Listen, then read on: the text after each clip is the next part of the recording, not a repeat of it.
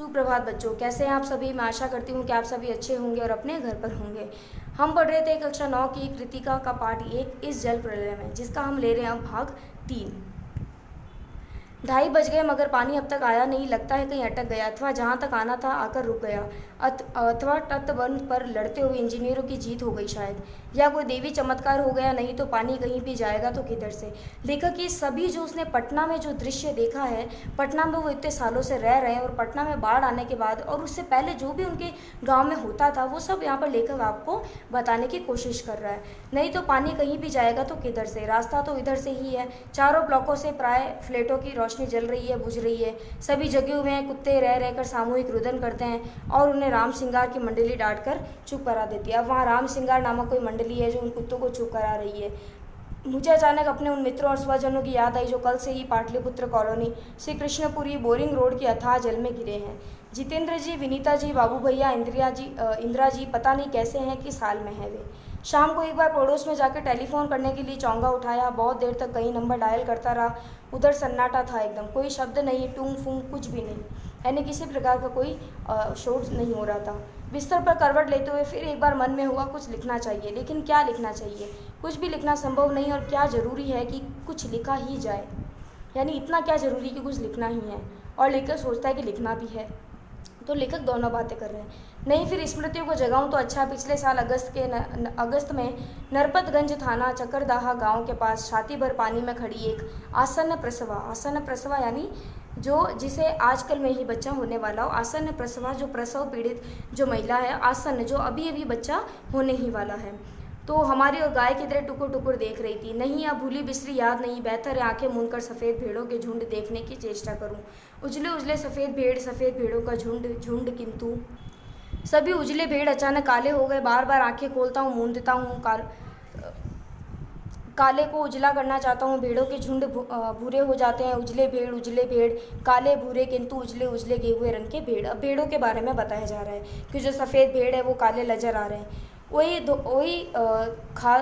ढाको ऐसे गैछे चल, जग जोड़कर मुझे जगाया गया। घड़ी देखो, ठीक 5:30 बज रहे हैं। अब लेखक की पत्नी उन्हें जगा रही है। सवेरा हो चुका है। आ रहलो है पनिया, पानी आ गैलो हो। राम सिंगार हो मोहन राम चन्नर अरे हो, यानी सबको बता रहे हैं कि पानी आ गया है, पानी आ गया है। आंखें मलता हुआ उठा पश्चिम की ओर। थाना के सामने सड़क पर मोटी डोली की शक्ल में मुंह में झाग फैन लिए पानी आ रहा है, ठीक वैसा ही जैसा शाम को कॉफ़ी हाउस के पास देखा था।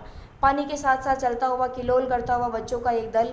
उधर पश्चिम दक्षिण कोने पर दिनकर अतिथिशाला से और आगे बस्ती के पास बच्चे कूद क्यों रहे, यानी बच्चों को भी बहुत मज़ा आ रहा है उस बाढ़ के पानी में आनंद लेने में। नहीं बच्चे नहीं, पानी है।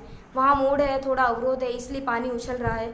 पश्चिम उत्तर की ओर ब्लॉक नंबर 1 के पास पुलिस चौकी के पिछवाड़े में पानी का पहला रेला आया।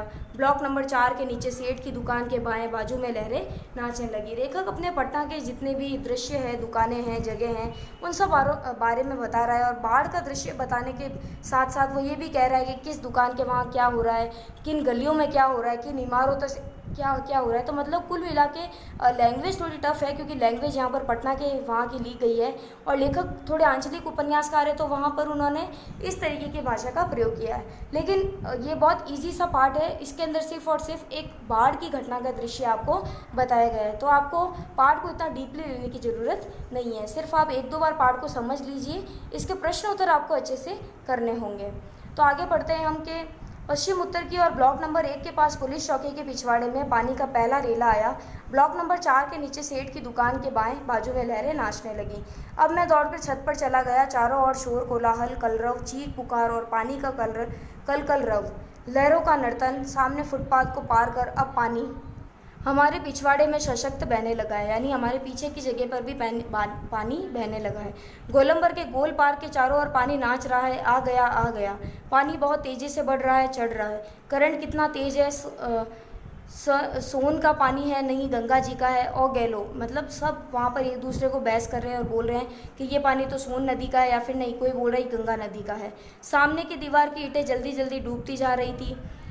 बिजली के खंभे का काला हिस्सा डूब गया। ताड़ के पेड़ का तना क्रमशः डूबता जा रहा है, डूब रहा है।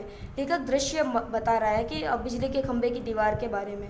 अभी यदि मेरे पास मूवी कैमरा होता, अगर एक टेप रिकॉर्डर होता, बाढ़ तो बचपन से ही देखता आया हूँ, किंतु पानी का इस तरह आना कभी नहीं देखा। लेखक ने बाढ़ तो बहुत सारी देखी है, लेकिन पटना में इस तरह की बाढ़ जिसमें 18 घंटे तक लगातार पानी बरसता है, तो लेखक ने इस पानी का आवागमन पहली बार देखा है। तो पहली बार हुए इस पानी के दृश्य को वो अपने कैमरे में कैद करना चाहता था। अच्छा हुआ जो रात में नहीं आया, नहीं तो भय के मारे न जाने मेरा क्या हाल होता। देखते ही देखते गोल पार्क डूब गया, हरियाली लोप हो गई।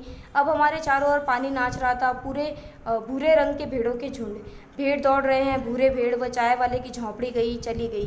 काश मेरे पास एक मूवी कैमरा होता, एक टेप रिकॉर्डर होता, तो क्या होता। अच्छा है कुछ भी नहीं। कलम थी, वह भी चोरी हो गई। अच्छा है कुछ भी नहीं मेरे पास में। यानी अब लेखक कहना चाह रहा है कि कुछ भी नहीं है मेरे पास में, बहुत अच्छा है। नहीं तो अगर ये पानी आ जाता, मेरे घर में पानी प्रवेश कर जाता, तो सारी चीज़ें तो ऐसे ही वो पानी अपने साथ में बहा कर ले जाता। बस मुझे कैमरे की ज़रूरत थी जिससे मैं ये बाढ़ का दृश्य उस कैमरे में कैद कर पाता, वो मेरे पास में नहीं है। तो ये जो पाठ है फणीश्वरनाथ रेणुका कृतिका का इस जल प्रलय में, इसके माध्यम से आपने देखा कि लेखक अपने गांव पटना की 1967 की घटना का दृश्य आपके सामने रखते हैं। और इस पूरे पाठ में उस जगहों का वर्णन किया गया है, वहाँ के सभी लोगों का वर्णन किया गया है, किस प्रकार से बाढ़ कितनी जगह जगह पर पानी, वहाँ पर सैलाब हो चुका है, क्या कितना कितना वहाँ पर दुर्घटना हुई है, ये सब लेखक ने इस पाठ में बताया है। तो इस पाठ में आपको सिर्फ और सिर्फ पाठ को अच्छे से पढ़ने की ज़रूरत है। भाषा थोड़ी पटना के वहाँ की ली गई है, तो थोड़ी टफ लैंग्वेज है, लेकिन आपको इस पाठ को बस समझना है, ज़्यादा इस पाठ को डीपली नहीं जानना है। इसके प्रश्न उत्तर पर आपको ध्यान देना है। धन्यवाद।